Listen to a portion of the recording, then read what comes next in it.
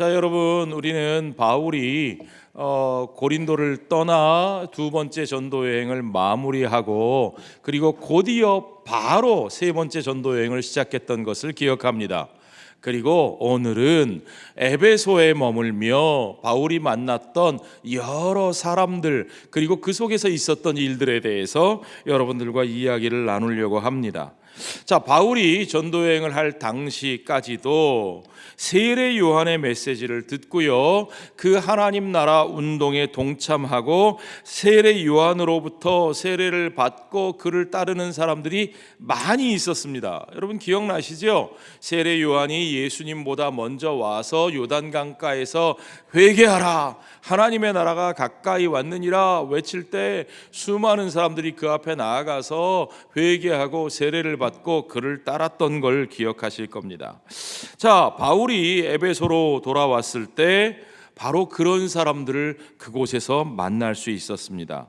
그런데 누가가 그들을 가리켜 어떤 제자들이라고 표현하는 걸 보면 이 당시 교회가 이들과 어떤 나름대로의 연결고리, 동질감을 느끼고 있었던 것 같습니다.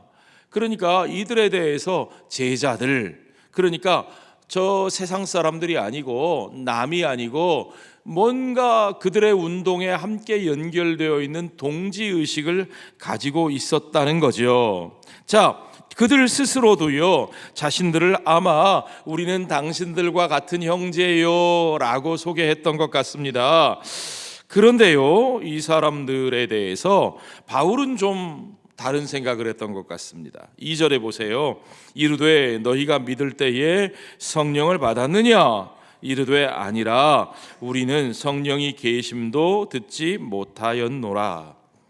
그들 스스로가 제자라고 칭하고 사람들도 그들을 제자들이라고 부르는데, 그러니까 우리도 당신들의 형제요 하는데 바울이 보기에는 뭔가 아니었던 것 같아요. 그래서 바울이 그들에게 확인차 물은 겁니다. 너희가 믿을 때 성령을 받았느냐? 그들의 대답은요, 성령을 받기는커녕 성령이 계시다는 것조차 들어본 적이 없다. 자, 여러분께 한번 묻겠습니다. 성령이 계시다는 것조차 모르는 이 사람들, 과연 이 사람들은 형제입니까? 아닙니까? 과연 이 사람들은 예수 믿는 사람들입니까? 그들도 구원받은 백성들일까요? 한번 생각해 보십시오. 자, 고린도전서 12장 3절에서 바울은 이렇게 말합니다. 그러므로 내가 너희에게 알리노니 하나님의 영으로 말하는 자는 누구든지 예수를 저주할 자라 하지 아니하고 또 성령으로 아니하고는, 누구로 아니하고는? 성령으로 아니하고는 누구든지 예수를 주시라 할 수 없느니라. 뭐라고 할 수 없다고요? 예수를 주라 할 수 없다. 성령으로 말미암지 않으면, 성령이 역사하시지 않으면 예수를 주님이라고 고백할 수도 없다 하는 것. 그러니까 여러분, 우리가 예수를 주로 고백하기 위해서는 반드시 성령님이 역사하셔야 되고 성령이 우리 가운데 계셔야 되고, 우리가 예수 믿는 사람이 된 것은 우리의 의지와 우리의 지식으로 된 것이 아니고 성령 하나님이 우리와 함께 계셔서 성령님께서 역사하신 것이라는 말입니다. 자, 이 분명한 성경적 가르침을 가지고 우리 장로교회의 표준 문서, 우리 장로교 신앙의 표준 문서인 웨스트민스터 신앙 고백서 제14장에 보면 구원하는 믿음, the faith of saving, 구원하는 믿음, the saving faith, 가짜 믿음이 아니라 우리를 진짜로 구원하는 참된 믿음이 무엇인가에 대해서 그 1항에서 이렇게 설명합니다. 믿음의 은혜로 말미암아 택자들은 믿어 영혼을 구원하는 데 이를 수 있는데, 그러니까 우리가 무엇으로 말미암아 구원에 이를 수 있다고요? 믿음의 은혜. 우리는 믿음의 은혜로 구원하시는 데 이를 수 있는데, 그런데요, 그 믿음의 은혜는 어디서 오느냐? 그 마음 안에서 누가 역사하신 거예요? 그리스도의 영이 역사하신 것이며, 통상적으로 그것은 말씀 사역에 의하여 일으켜진다. 통상적이라는 말은 늘 그것만은 아니고 일반적으로는 말씀 사역에 의해서, 때로는 특별한 어떤 역사에 의해서, 그러나 근본적으로 그것은 사람의 일이 아니라 누가 하시는 일? 그리스도의 영이 역사하신 거라는 거죠. 또한 말씀 사역과 성령의 집행과 기도에 의하여 믿음의 은혜는 증가되고 강화된다. 그러니까 여러분, 이게 중요합니다. 믿음의 은혜는 성령의 역사로 말미암은 것이고, 그러니까 성령이 역사하지 않으시면 우리가 예수를 믿을 수 없고, 예수를 믿을 수 없다면 예수를 믿는 것과 믿고 세례를 받는 것과 성령이 우리 가운데 역사하시는 것은 뗄 수 있다 없다? 따로 뗄 수 없다는 것을 믿으시기 바랍니다. 그러면 스스로 제자라 하고 믿는다 하는 그들이지만 성령이 누구신지도 알지 못하다, 성령이 계시는 것도 모른다, 그런 사람들에게 바울은 그들이 받은 세례가 도대체 무슨 세례냐? 라고 물었던 거죠. 그러니까 뭐라고 3절에 그렇게 되어 있죠. 바울이 이르되 그러면 너희가 무슨 세례를 받았느냐? 뭐라고 대답합니까? 요한의 세례니라. 그들이 받은 세례는 요한의 세례입니다. 세례 요한이 하나님 나라의 오심을 외치고 회개하라고 선포할 때에 그 앞에 나와서 요단강에서 회개하고 세례를 받은 사람들입니다. 그들은 하나님 나라의 회개 운동에 동참했고 기꺼이 그 일에 헌신했을 것입니다. 수많은 노력과 희생도 따랐을 것입니다. 그러나 정말 중요한 건 뭐냐 하면 요한이 가리키는 그분, 요한이 바라보라고 말했던 바로 그분, 하나님의 아들 메시아 예수 그리스도를 그들이 알지 못하고 예수 그리스도를 믿지 못하고 그의 이름으로 세례받지 못했다는 거죠. 요한이 이미 말한 그분이, 그 예수 그리스도께서 성령으로 주시는 그 진짜 세례를 그들이 받지 못했다는 겁니다. 그러니까 그들은 예수 믿고 제자가 됐는데도 아직 성령을 못 받은 사람들인 것이 아니라, 그게 아니라 사실 그들은 하나님 나라 운동에 동참하는 것 같으나 아직 예수를 믿지 않은 진짜 하나님 나라 백성이 되지 못한 사람들이었다는 거죠. 그런데 어떤 분들은 이 본문의 이야기를 가지고 이렇게 얘기를 해요. 봐라, 예수 믿고 세례받고 제자가 됐어도 성령 받지 못한 사람들이 있다. 자, 너 방언해봐. 너 예언할 줄 알아? 못하지? 그러니까 너 예수 믿고 세례받고 제자가 됐어도 성령 받아야 돼. 성령 받아야 돼. 성령 세례 따로 받아야 돼. 자, 지금부터 방언 받기 위해서 따라한다. 할렐루야랄랄랄랄랄랄랄. 맞아요, 틀려요? 아닙니다, 여러분. 이 사람들은 그걸 얘기하는 게 아니에요. 그들은 아직 예수 그리스도를 알지 못하는 사람들이라는 거예요. 그래서 바울은 그들에게 예수 그리스도를 다시 새롭게 소개하고 있습니다. 오늘 본문의 4절을 보십시오. 바울이 이르되 요한이 회개의 세례를 베풀며 백성에게 말하되 내 뒤에 오시는 이를 믿으라 하였으니 이는 곧 예수라 하거늘. 자, 그래서 그들이 바울이 소개한 예수를 비로소 믿었고 주 예수의 이름으로 세례를 받은 겁니다. 이들이 세례를 2번 받은 게 아니에요. 제세례파가 아니에요. 물 세례를 받고 성령 세례 또 받아야 되는 게 아니에요. 그들은 예수의 이름으로 진정한 세례를 처음 받은 거죠. 자, 여러분, 우리가 예수의 이름으로 세례를 받는다는 건 그저 단순한 회개의 표시가 아닙니다. 그저 우리가 어떤 운동에 몸담고 거기에 헌신한다는 것이 아닙니다. 우리가 예수와 함께 죽고 예수와 함께 다시 살아서 이제는 왕 되신 예수 그리스도께서 내 삶의 주인으로 나를 다스리시는 새로운 삶, 여러분, 성경이 말하는 영생, 영원한 생명이란 바로 그 새로운 삶이 저와 여러분의 삶 가운데서 그 은혜로 시작되었음을 우리에게 말씀하시는 것입니다. 내 안에서, 우리 안에서 그런 새로운 삶, 영생의 삶을 이루어 나가시는 분이 바로 예수 그리스도의 영이신 성령 하나님이신 것을 믿으시기 바랍니다. 성령이 그 일을 하신다는 거예요. 그들이 예수의 이름으로 세례를 받을 때 그들에게 성령이 임하셨어요. 이게 따로 이루어지지 않아요. 자, 여기 보십시오. 6절에 바울이 그들에게 안수함에 성령이 그들에게 임하심으로 방언도 하고 예언도 하니.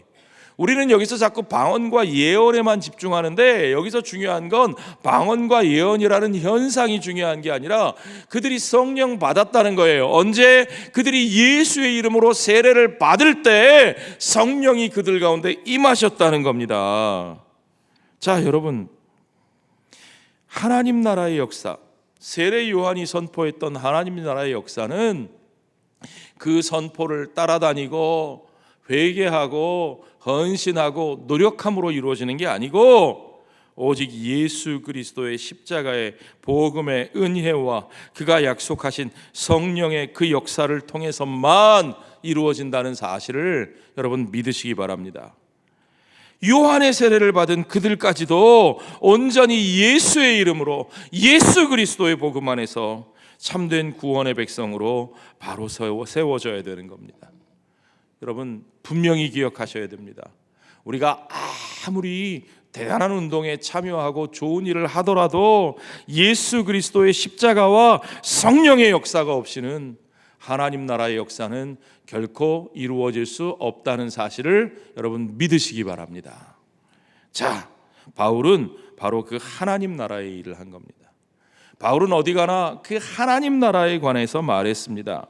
바울이 선교 여행 중에 제일 오래 머물렀던 데가 이 에베소예요. 가장 많은 일을 했던 것도 아마 에베소일 겁니다. 그곳에서도 바울은 하나님 나라에 관한 것을 전했습니다. 8절에 보세요. 담대히 어떤 위협이 몰려와도 담대히 하나님 나라에 관하여 강론하며 권면했대요. 강론한 것은 대중들 앞에서 강론한 거고요. 권면한 건 개인적으로 만나서 사람들을 설득하고 권면한 거예요. 바울은 그가 할 수 있는 일을 모두 다 했습니다. 자, 누가는 사실 이 하나님 나라가 선포되는 장면을 이미 그의 복음서에서 우리에게 보여줬어요. 누구를 통해서요? 예수 그리스도를 통해서요. 주님께서 전하신 그 나라는요, 예수 그리스도의 말씀, 그가 행하신 그 일을 통해서 이미 이 땅에 여기에 이루어졌다고 누가는 증거하고 있습니다. 자, 누가복음 4장 13절을 보니까요, 내가 다른 동네에서도 하나님의 나라 복음을 전하여야 하리니. 이게 누가 하신 말씀일까요? 예수님의 말씀이에요. 하나님 나라의 복음을 전하여야 하리니 나는 이 일을 위해 보내심을 받았노라. 예수님이 무엇을 위해 이 땅에 오셨다고요? 하나님 나라의 복음을 전하기 위하여 이 땅에 오셨다는 거예요. 자, 11장 20절에서는 이렇게 말씀하십니다. 하나님의 나라가 이미 너희에게 임하였느니라. 하나님의 나라는 저 미래에 언젠가 임할지도 모르는 것이 아니라 하나님의 나라는 이미 너희 가운데 있는 예수 그리스도, 예수님 자신과 함께 이미 너희 가운데 임하였다고 말씀하셔요. 17장 21절에 보니까 하나님의 나라가 이미 너희 안에 있느니라. 이미 우리 안에 계신 예수 그리스도로 말미암아 우리 안에 지금도 함께 내주하시는 예수 그리스도의 영이신 성령으로 말미암아 하나님의 나라가 이미 우리 안에 있는 것을 여러분 믿으시기 바랍니다. 그게 복음이에요. 그게 우리에게 복음이에요. 누가는 바로 그 하나님 나라의 메시지, 그 하나님 나라에 관한 일 이미 우리 가운데 임하였고 이미 우리 가운데 계시고 우리 가운데서 자라고 확장되고 언젠가 완성될 그 하나님 나라에 관한 소식을 바울이 온 세계에 전하는 장면을 우리에게 보여주고 있는 겁니다. 그게 사도행전이에요. 자, 우리가 사도행전을 19장쯤이나 읽었으니까요, 이쯤에서 이제까지 바울이 전한 하나님 나라에 관한 메시지가 어떤 것이었는지 아주 간단하게 요약 정리해 보죠. 여러분, 요즘은 쪽집게 강사가 인기잖아요, 그렇죠? 저도 쪽집게 강사 흉내를 내서 요약 정리 한번 해보려고 합니다. 첫 번째, 바울이 전한 메시지의 핵심은 이겁니다. 고난받으시고 십자가에 달리신 그 예수가 주와 메시아로 높여지셨고 최후의 심판의 재판장으로 임명되셨다는 거죠. 돈 많고 힘세고 인기 좋은 메시아가 아니라 고난받으시고 십자가에 달리신 그 예수가 주와 메시아로 높여지셨으며 최후 심판의 재판장으로 임명되셨다는 거죠. 사도행전 2장 36절을 보십시오. 너희가 십자가에 못 박은 이 예수를 하나님이 주와 그리스도가 되게 하셨느니라. 17장 31절에 보니까 이는 정하신 사람으로 하여금 천하를 공의로 심판할 날을 작정하시고, 정하신 사람이 누구라고요? 예수 그리스도, 그분으로 말미암아 천하를 공의로 심판하실, 재판하실 날을 작정하시고 그를 재판장으로 정하시고 온 세상을 바로 잡으신다는 거요. 누구로 말미암아? 예수 그리스도로 말미암아 온 세상을 하나님이 바로 잡으신다는 겁니다. 어떻게 믿어요? 이에 그를 죽은 자 가운데서 다시 살리신 것으로 모든 사람에게 믿을 만한 증거를 주셨느니라. 그 증거로 죽음 가운데서 살아나신 그분, 모든 죽은 자 가운데서 살아나신 예수 그리스도의 부활을 통해서 하나님이 살리신다, 하나님이 바로 잡으신다, 하나님이 공의로 심판하신다라는 사실을 우리에게 증거하신 것을 믿으시기 바랍니다. 자, 두 번째, 바울이 전하는 하나님의 나라의 메시지는요, 예수를 통하여 먼저는 유대인에게, 다음으로 또한 이방인에게 회개와 사죄가 제한된다, 선포된다는 겁니다. 자, 예수 그리스도의 복음, 하나님 나라의 복음은 항상 회개를 요구하고 그리고 사죄를 선포합니다. 용서죠, 용서. 이 두 가지가 같이 나와야 돼요. 이 둘 중에 어느 한 가지도 빠지면 복음이 아닙니다. 그건 가짜예요. 회개가 없이 용서만 선포하면 위선자만 만들어냅니다. 여러분, 회개 없는 은혜는 위선을 만들어내요. 여러분, 용서 없는 회개의 선포는 정죄와 비난일 뿐입니다. 복음은 회개와 용서의 복음인 것을 믿으시기 바랍니다. 우리 하나님은 예수 그리스도의 십자가 안에서 온전히 그 공의와 그 사랑을 온전히 이루시고 온전히 선포하셨습니다.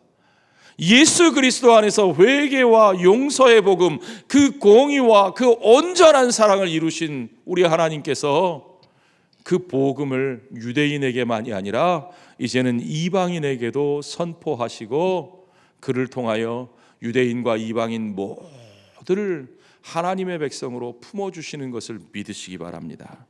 자, 사도행전 2장 38절부터 보세요. 회개하여 각각 예수 그리스도의 이름으로 세례를 받고 죄사함을 받으라. 그리하면 성령의 선물을 받으리니 이 약속은 너희와 너희 자녀와 모든 먼 데 사람, 유대인뿐만 아니라 너희 안에 있는 사람뿐만 아니라 너희 바깥에 있는 먼 데 사람, 곧 주 우리 하나님이 얼마든지 부르시는 자들에게 하신 것이라. 우리 하나님은 우리가 품을 수 없는 그 모든 사람들까지도 부르시고 품으시고 변화시키시는 하나님이신 것을 여러분 믿으시기 바랍니다. 3장 26절에 보니까 하나님이 그 종을 세워 복 주시려고 너희에게 먼저 보내사, 유대인들에게 먼저 보내사 너희로 하여금 돌이켜 각각 그 악함을 버리게 하셨느니라 그랬고요. 13장 38절부터 보니까 너희가 알 것은 이 사람을 힘입어 죄 사함을 너희에게 전하는 이것이며 또 모세의 율법으로 너희가 의롭다 하심을 얻지 못하던 모든 일에도 이 사람을 힘입어 믿는 자마다, 너희만이 아니라 믿는 자마다, 모든 믿는 자들이 의롭다 하심을 얻는 이것이라고 복음을 우리에게 가르쳐주고 계십니다. 13장 46절부터 보면 우리가 이방인에게로 향하노라. 그래서 바울은 대적하는 유대인들로부터 돌아서서 이방인들에게로 그의 발걸음을 돌립니다. 내가 너를 이방의 빛으로 삼아, 선지자 이사야가 선포하셨던 이스라엘의 사명이죠. 이방의 빛으로 삼아 너로 땅끝까지 구원하게 하리라. 그러니까 바울의 이 선교의 사명은 이스라엘을 무시한 것이 아니라 오히려 진정한 이스라엘의 사명을 이루어낸, 구약의 본질을 이루어내는 것임을 우리가 알아야 됩니다. 마지막 세 번째, 예수님은 마지막 때의 선물로 우리에게 성령을 주신, 죽으시고 부활하시고 하나님께서 높이셔서 하늘에 오르신 그분이 우리에게 약속하신 대로 성령을 주시는데, 성령은 마지막 때에 우리에게 주시는 하나님의 가장 큰 선물이라는 거예요. 그 성령으로 말미암아 어떤 일이 일어나느냐? 세계의 모든 민족들로부터 종말의 거룩한 백성들, 마지막 때에 하나님의 백성들의 온전한 수가 가득 차는 구원의 역사를 보게 하신다. 온 열방으로부터, 유대인뿐만 아니라 헬라인과 모든 야만인들까지, 스구디아인들까지, 남자뿐만 아니라 여자와 부한 자만이 아니라 가난한 자들까지도, 귀한 자만이 아니라 천한 자들까지도, 남녀노소 빈부 귀천 모든 피부색을 뛰어넘어 하나님께서 온 열방 가운데서 그들을 부르시며 그들에게 성령 부어주시며 그 성령 안에 그들이 하나 되어 한 하나님의 자녀가 되는 놀라운 그 마지막 때의 비전을 우리들에게 심어주시는 것을 믿으시기 바랍니다. 그래서 사도행전 1장 8절에 그 명령이 우리에게 가능해지는 거예요. 오직 성령이 너희에게 임하시면 너희가 권능을 받고 예루살렘과 온 유대와 사마리아와 땅 끝까지 이르러 내 증인이 되리라. 사마리아와 땅 끝까지 이르러 주의 증인, 화평의 복음을 전하는 증인이 되는 일이 어떻게 가능하냐? 당장 내 힘으로 실천하려고 하면 우리 집 문턱 안에서도 화평의 복음을 못 이루는데, 그렇죠? 오늘 아침에도 전쟁하고 나오신 분, 네. 어떻게 우리가 그 일을 이루어요? 그러나 성령이 우리에게 임하시면 예루살렘과 온 유대와 사마리아와 땅 끝까지 그 넘을 수 없는 벽을 넘고 그 허물 수 없었던 벽을 허물고 우리가 하나 되게 하시는 것을 믿으시기 바랍니다. 이것이 성령의 능력이고 복음의 능력입니다. 사도행전 10장 34절부터 보니까 하나님은 사람의 외모를 보지 아니하시고 각 나라 중 하나님을 경외하며 의를 행하는 사람은 다 받으시는 줄 깨달았도다. 만유의 주 예수 그리스도로 말미암아 화평의 복음을 전하사, 여러분, 그리스도의 복음은 화평의 복음인 것을 믿으시기 바랍니다. 그리스도의 복음은 미움의 복음이 아니고, 그리스도의 복음은 갈라놓는 분열의 복음이 아니고, 화평의 복음이요, 하나 되게 하시는 복음이요, 다리를 놓는 복음이요, 치유하시는 복음인 것을 믿으시기 바랍니다. 사도행전 10장 44절에 보니까 성령이 말씀 듣는 모든 사람에게 내려오시니, 사도행전의 증거가 바로 이거예요. 사도들이 그 성령에 순종하여 성령에 붙들려 그 하나님 나라의 복음을 전하면서 보니까 성령이 모든 사람에게 내려오셔요. 남녀노소 빈부 귀천 인종과 혈통을 가리지 않고 성령께서 그 복음을 믿는 모든 이들에게 부어지시니, 할례받은 신자들이 이방인들에게도 성령 부어주심으로 말미암아 놀라니, 자기들만 성령을 받을 수 있는 줄 알았더니 아니요, 할례 없는 자들, 자기들이 부정하다고 하던 자들, 더럽다고 밀쳐내고 손가락질하던 자들, 그들에게도 그들과 똑같이 성령이 임하셨다는 겁니다. 할렐루야. 이 사람들이 우리와 같이 성령을 받았으니 누가 능히 물로 세례를 베풀물 그 말이요, 하나님의 성령이 그들에게도 임하셨으니 우리가 어찌 그들을 우리의 형제로 받아들이고 환대하지 않을 것인가. 아멘. 오늘 우리들 가운데도 이와 같은 성령의 역사에 대한 순종과 고백이 있기를 주의 이름으로 축원합니다. 자, 여러분, 그런데도 그 복음을 받아들인 사람들만 있었던 건 아닙니다. 완고하게 복음을 대적하고 거부하는 이들이 있죠. 예, 우리가 잘 아는 대로 특별히 유대인들 중에 그런 사람들이 많습니다. 고린도에서도 그런 사람들이 괴롭혀서 바울이 거기를 떠났는데요, 에베소에서도 또 그런 사람들이 있어서 바울이 제자들을 따로 세우고 복음 전하는 일을 계속합니다. 9절에 보십시오. 어떤 사람들은 마음이 굳어 순종하지 않고, 마음이 굳은 사람들이 있어요.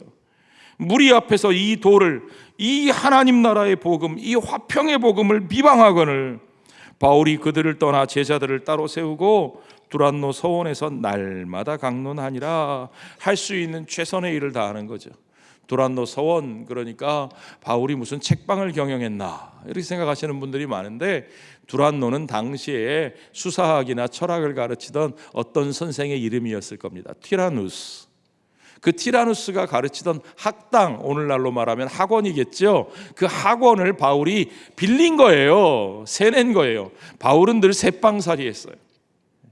바울은 에베소에서도 새빵살이 했고 로마에서도 자기 셋집에 감금된 채로 복음을 전했습니다. 새빵살이. 그러니까 여러분, 하나님 나라 복음의 역사는 건물을 통해서 이루어지는 것이 아니라는 사실을 믿으시기 바랍니다. 하나님의 교회는, 하나님의 말씀은 그저 건물에 매여 있을 수 없다는 사실을 여러분 믿으시기 바랍니다. 자, 그렇게 10절에 보니까 2해 동안 이같이 하니 어떤 일이 일어났느냐? 아시아에 사는, 여기서 아시아는 어느 아시아 대륙을 말하는 게 아니고 터키 서부 지역 아시아주를 얘기하는 거죠. 아시아주에 사는 유대인이나 헬라인이나 다 주의 말씀을 듣더라. 예, 이게 중요해요. 유대인이나 헬라인이나 다 주의 말씀을 듣더라. 하나님의 복음이 바로 이겁니다. 화평의 복음. 유대인과 헬라인이 함께 듣고 함께 복종하며 그 속에서 하나가 되게 하시는 복음. 그런데 유대인들은 바로 그게 마음에 안 드는 거예요. 저들과 우리가 어떻게 같이 해? 그 완고한 마음, 그 분열의 마음으로 이 화평의 복음을 거부한 거죠. 그래서 그들이 바울을 어떻게 대적했는지 우리가 이제까지 살펴봤습니다. 두들겨 패고 잡아 가두려고 하고 뭐 별 환난과 핍박이 다 있었죠. 그러나 여러분, 바울에게는 아무 능력이 없지만 바울에게는 하나님의 능력이 있습니다. 바울을 지키시는 능력은 하나님의 능력입니다. 하나님의 나라는요, 여러분, 하나님의 통치, 하나님의 능력을 드러내고 선포합니다. 여러분, 바울에게 무슨 능력이 있었어요? 바울에게 돈의 힘이 있었어요? 바울에게 사람 숫자로 그들과 맞서 싸울 수 있었어요? 바울에게 무슨 정치력이 있었어요? 아무것도 없어요. 그런 거 없지만 하나님의 말씀의 능력이, 그가 사역하는 가운데 그 능력이 드러났다는 거예요. 여러분, 예수님이 하나님 나라를 선포하실 때도 마찬가지였죠. 예수님이 그 하나님 나라를 선포하시니까 하나님 나라의 임재를 확인할 만한, 하나님이 다스리신다는 증거들이 그들 가운데 막 나타나는 거예요. 귀신의 역사가 무너지고 막 귀신에 막 붙들려 있는 자들이 해방되고 병이 낫고 보지 못했던 자가 보고 막, 그 역사가 뭡니까? 그 병 고치는 것 자체가 목적이 아니라 하나님의 나라의 능력이 임하여서 귀신과 사탄과 악한 세력의 권세가 물러간다는 것을 주님이 보여주시는 거예요. 그게 하나님 나라의 통치가 이루어지는 장면입니다. 자, 여러분, 그 사역의 목적은요, 하나님 나라가 우리 가운데 임하였다는 사실, 하나님 나라의 통치권이 오늘 여기서 작동하고 있다는 사실을 우리에게 선포하고 확인시켜 주시는 거예요. 그래서 그 능력이, 그 하나님 나라의 능력이 바울의 복음 사역 가운데서도 분명하게 나타나게 됩니다. 자, 11절에 보십시오. 하나님이 바울의 손으로 놀라운 능력을 행하게 하시니 심지어 사람들이 바울의 몸에서 손수건이나 앞치마를 가져다가 병든 사람에게 얹으면 그 병이 떠나고 악귀도 나가더라. 자, 여러분, 그 능력이 바울에게서 나타나는 걸 보십시오. 어떤 분들은 이런 장면을 읽으면 오히려 절망하고 실망하는 걸 보실 수 있어요. 아이고, 바울은 이렇게 능력이 많았는데, 아이고, 나는 이런 능력도 없이 무슨 사역을 해. 아이고, 이 에베소 교회 교인들은 좋겠다. 바울 목사님은 저렇게 막 손수건만 갖다 대도 능력이 나타나는데, 아유, 우리 성동교회 목사님은 손수건은커녕 끌어안아도 아무것도 안 나타나고, 예. 아유, 우리는 안 되나 봐. 그러나 여러분, 이걸 아셔야 돼요. 이 능력의 근원이 어디서 나오는가? 이 능력은 바울로부터 말미암은 것이 아니라 주의 말씀으로부터 나왔다는 사실을 믿으시기 바랍니다. 바울이 행한 능력은 주의 말씀의 능력이에요. 그로부터 나온 게 아닙니다. 성령께 붙들려 성령의 뜻에 쓰임 받을 때 성령께서 그를 통하여 하나님 나라의 능력을 나타내시는 방편인 거죠. 자, 그런데 문제는요, 이 하나님 나라의 능력을 마치 무슨 마술사의 능력처럼 자기들의 이익을 위해서 그걸 도구로 이용하려는 사람들이 생겨났어요. 자, 여러분, 이런 사람들 이때만 있었을까요? 이런 사람들 어디나 꼭 있죠? 오늘날도 있죠? 예, 그런 사람들이 있습니다. 자, 13절에 보세요. 재미있는 내용이에요. 이에 돌아다니며 마술하는 어떤 유대인들이 시험 삼아 악귀 들린 자들에게 주 예수의 이름을 불러 말하되, 예수와 아무 상관없는 사람들이 주 예수의 이름을 이용하는 거예요. 불러 말하되, 내가 바울이 전파하는 예수를 의지하여 너희에게 명하노라. 아, 이거 바울이 용해 보이니까 바울이 의지하는 예수를, 바울이 전파하는 예수를 의지하여, 말도 못 따라 하겠네 저는, 너희에게 명하노라.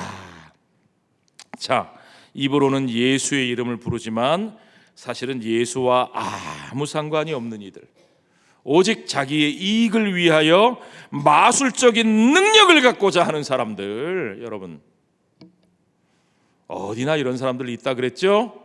오늘날도 이런 사람들이 있다 그랬죠? 우리가 잘 분별할 줄 알아야 됩니다. 그들이 어떤 대단한 것을 가지고 신기한 것을 보여주더라도 여러분, 성경에 영을 다 믿지 말고 어떻게 해야 된다고요? 분별해야 된다고 말씀하셨어요. 그들에게서 나타나는 능력은 진정한 하나님 나라의 능력이 아닙니다. 여러분, 그거 분별할 줄 아시죠? 자, C.S. 루이스가 이런 말을 했습니다.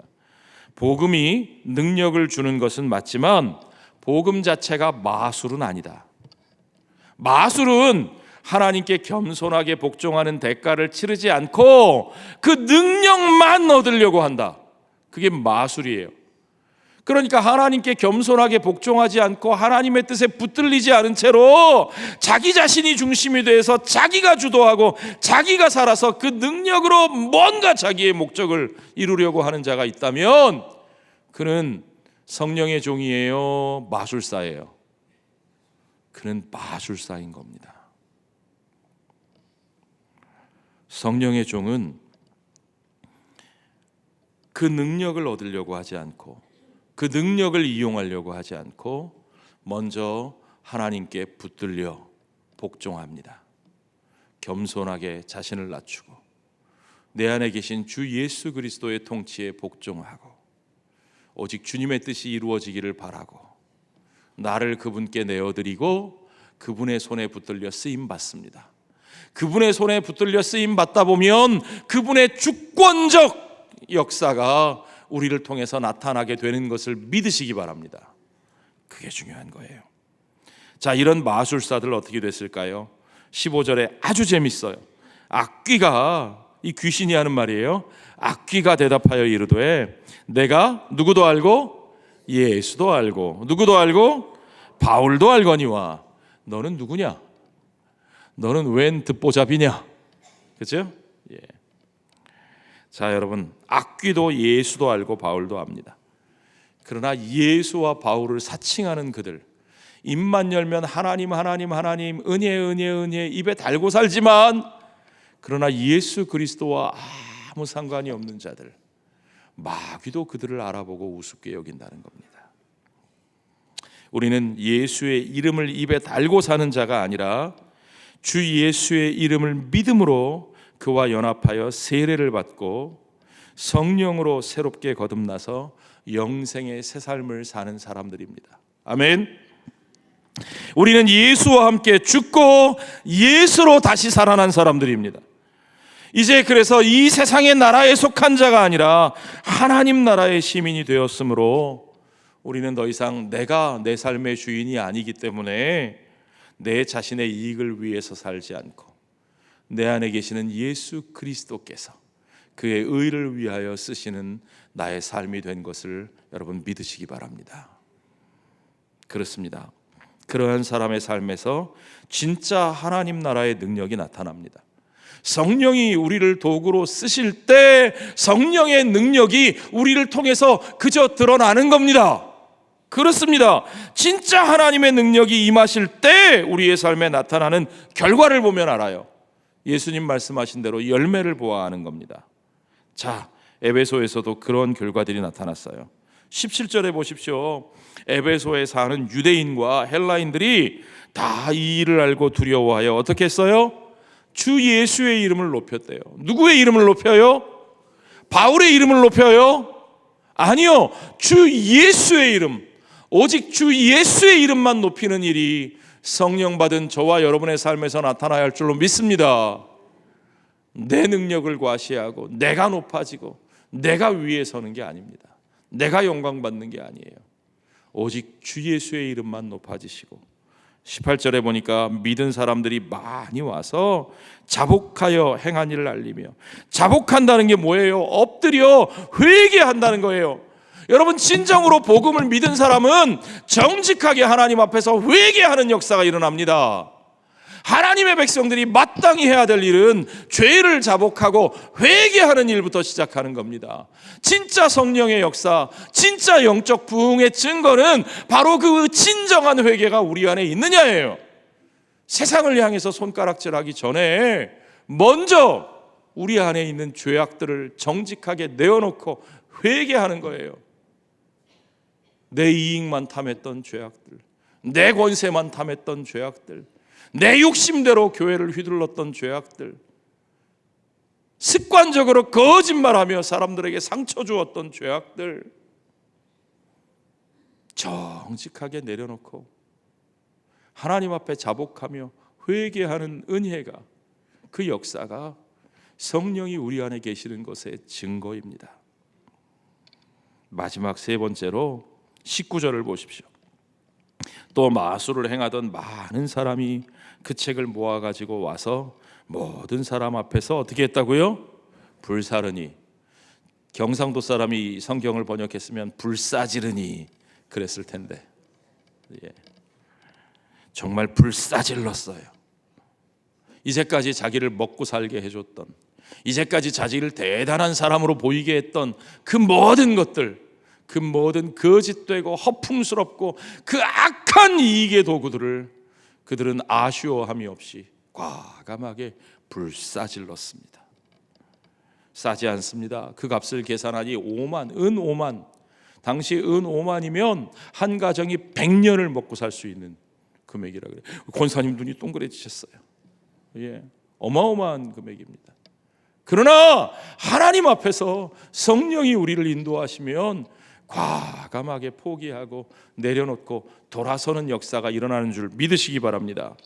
그것이 진짜 하나님 나라의 능력입니다. 하나님의 말씀에는 그런 변화의 능력이 있습니다. 더 정확하게 표현하면 바로 그러한 능력 안에서 주님의 말씀이 널리 널리 퍼져나가게 되는 겁니다. 주님의 말씀은 다른 것으로 전파될 수 없습니다. 하나님의 나라는 다른 세상의 방법으로 확장되는 게 아닙니다. 우리가 돈 더 많이 벌고 우리가 더 성공하고 더 큰 힘을 가지고 더 많이 모이면 하나님 나라가 확장되는 게 아닙니다. 우리 안에서 일어나는 진정한 성령의 능력, 우리를 변화시키시고 우리가 달라지는 그 능력, 그 능력이 복음을 확장되게 만들어줍니다. 20절 말씀, 오늘 마지막 이 말씀을 확인하려고 합니다. 이와 같이 주의 말씀이 힘이 있어 흥왕하여 세력을 얻으니라. 자, 이와 같이 바울의 능력이 대단하여 세력을 얻으니라 그러지 않았어요. 바울로부터 나아간 모든 능력들은 누구의 능력이라고요? 주의 말씀의 능력입니다. 하나님 나라 복음의 능력, 그 회개의 복음, 그 용서의 복음, 그 화평의 복음, 그 온전히 하나 되게 하시는 그 복음, 그 복음의 능력이 힘이 있어 정말 그 말씀 스스로가 흥왕하여 정말 말씀의 능력이 세력을 얻어 하나님의 나라가 확장되어 나가는 겁니다. 여러분, 하나님의 나라는 이렇게 확장되는 거예요. 우리가 사람을 모으고 우리가 돈을 모으고 우리가 어떻게 힘을 과시해서 그걸로 하나님의 나라가 세력을 얻는 게 아닙니다. 칼로 선자는 칼로 망하죠. 여러분, 오늘 우리 자신들을 좀 정직하게 돌아보아야 합니다. 우리는 정말 예수의 이름으로 그 이름을 선포하며 사는 사람들인지, 아니면 예수의 이름을 빙자하여 우리의 목소리를 내고 우리의 이익을 구하는 자들인지 잘 생각해야 됩니다. 우리에게 선포된 하나님 나라의 복음, 우리가 전하는 하나님 나라의 복음에 진정한 회개가 있고 진정한 용서가 있고 그리고 진정한 하나 되게 하는 화평의 능력이 있는지를 우리 살펴보아야 합니다. 여러분, 지난 주간에 우리 한강 작가가 노벨 문학상을 받았습니다. 엄청난 일입니다. 그런데 어떤 분들은 굉장히 염려하는 분들도 계십니다. 아니, 한강의 작품을 보니까 너무 불편하더라. 너무 치우쳐 있더라. 예, 그렇습니다. 한강 작가의 작품은 우리를 불편하게 합니다. 너무너무 아프죠. 정말 아픈 과거의 기억들입니다. 그 아픈 기억들 때문에 국가의 폭력으로, 가정의 폭력으로 상처받은 피해자들의 아픔을 정말 처절하게, 너무 심할 정도로 적나라하게 드러내고 있습니다. 그래서 그걸 읽는 우리들의 마음이 편하지 않습니다. 어떤 때는 우리가 공격당하는 느낌을 받기도 합니다. 그러나 여러분, 전 세계의 지성인들이 그 아픔에, 그 상처에 공감을 하고 함께 그 속에서 참으로 우리 인류가 함께 해결해야 할 보편적 가치를 보았기 때문에 그 문학적 가치를 인정하고 정말 세상에서 제일 가치 있는 상을 거기다 수여한 겁니다. 그러면 우리 자신들이 어떻게 생각해야 됩니까? 단순히 이게 우리 편이냐 아니냐, 우리에게 이익이 되느냐 안 되느냐 그렇게 판단하지 마시고 정말 우리들에게 있는, 우리들 공동체 안에 있는 정말 아픈 현실들, 그 불편한 상처들, 그리고 여전히 있는 상처받은 사람들의 모습들을 우리가 직시할 줄 알아야 됩니다. 그 직시하는 것에서부터 진정한 회개가 나옵니다. 그 진정한 회개가 있어야 우리에게 참으로 하나님의 용서를 선포할 수 있고, 그리고 그래야 우리가 그 모든 상처와 아픔과 갈등을 딛고 우리가 치유하며 하나됨으로 나아갈 수 있습니다. 그게 복음입니다. 오직 예수 그리스도의 복음이 우리들에게 그 불편하고 그 아픈 그 상처들을 직시하고 회개하고 용서하고 그리고 우리가 하나 될 수 있는 그 놀라운 능력을 우리에게 주시는 것을 믿으시기 바랍니다. 우리가 정말 진지하게 돌아보아야 합니다. 이 하나님 나라의 복음 앞에서 오늘 우리들이, 그리스도인들이, 우리들의 교회가 어떤 모습으로 그 복음을 받아들이고 그리고 그 복음을 나누는 자로 살 수 있는지를 정직하게 다시 살피며 그 하나님 나라 복음의 도구로 진정하게 쓰임받는 저와 여러분, 우리들의 교회가 되기를 주의 이름으로 축원합니다.